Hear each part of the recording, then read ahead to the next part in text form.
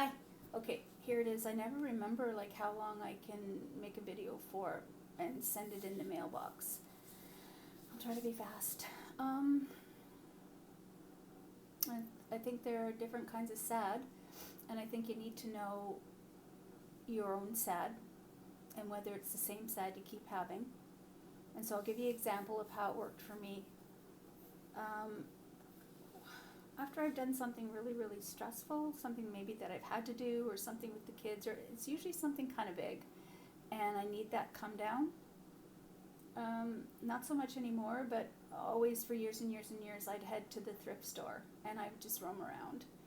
And what I never noticed until this happened was that when I go to the thrift stores, I guess I'm suspending my thoughts completely and just going into a place of fantasy and thinking about what I can do with all this weird stuff. And, I'll see this one thing and say, oh yeah, I could do that, or I could do this. And that calms me. It calms my mind, and I'm able to get out of there feeling better.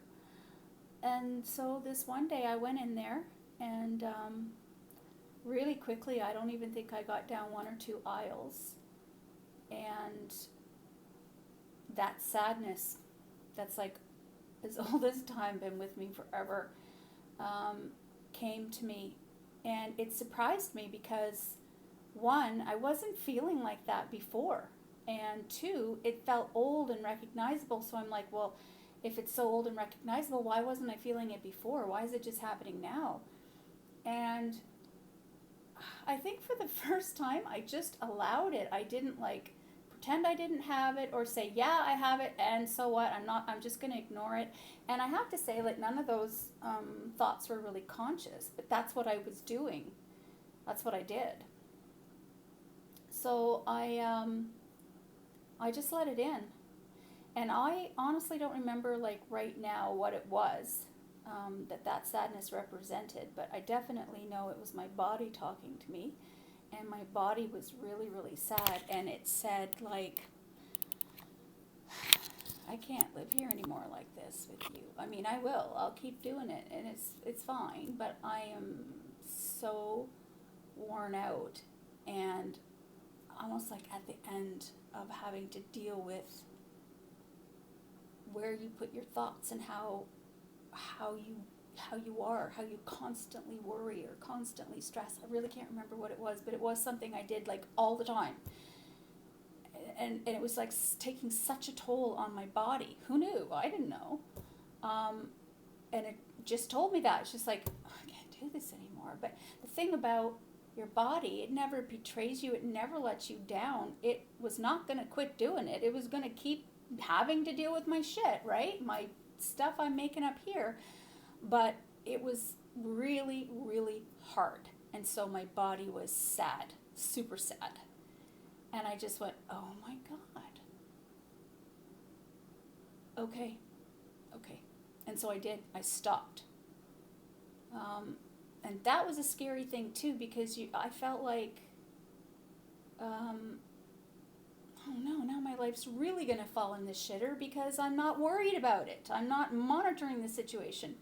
But, for all I know, maybe I do know, that's keeping me there, right? Keeping my life in the shitter. And so now I can't worry about it so much anymore. So good. Now it'll just be, the sadness will be,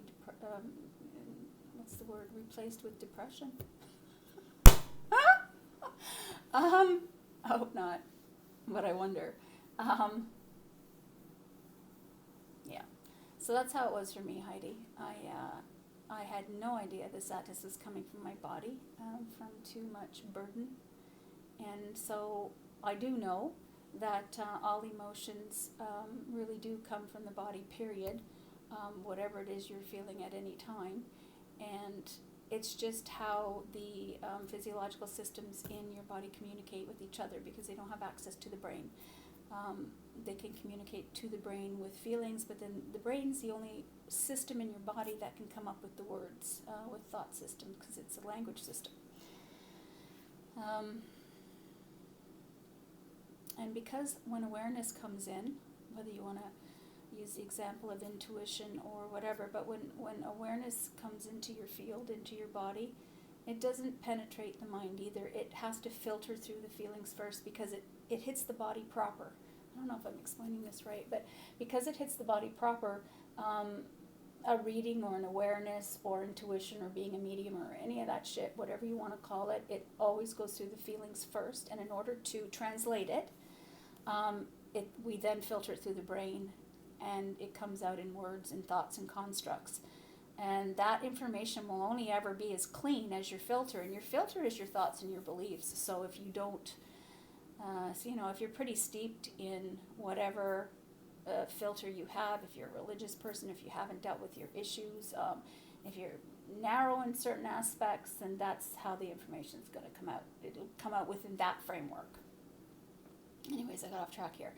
That's what I wanted to, That's what I wanted to say, that for me, the pervasive sadness, and the key was to did get rid of it, by the way. I've never had it again.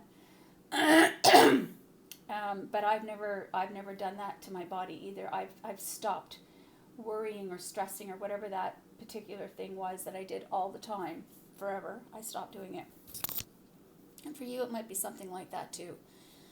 So really all I did was I happened to notice it in a unique way that I never had before. I thought about that a lot afterwards, like, why did it just show up there then and now? Was I really on some sort of physiological breaking point? And no, that wasn't it at all.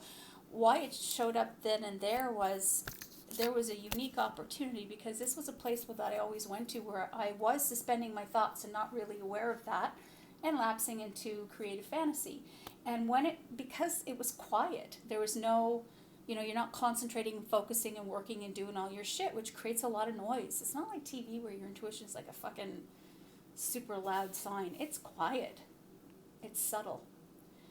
And because it was quiet there, I'm walking around by myself looking at stuff, and I really heard it. I really felt it. I got it. I got the message.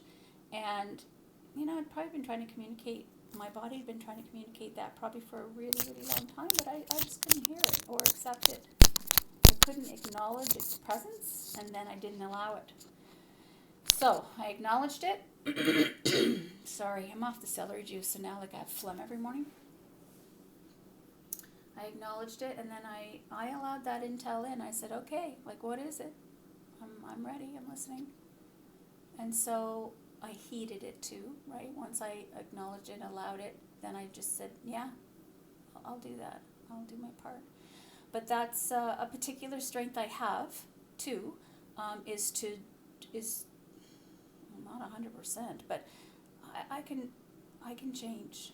Yeah, I can change. And I think that's how you keep getting better. Okay, so we're at 8 minutes. There's no freaking way I'll be able to email that. I'll probably have to upload this to YouTube. Okay, so I'll see you later. Bye.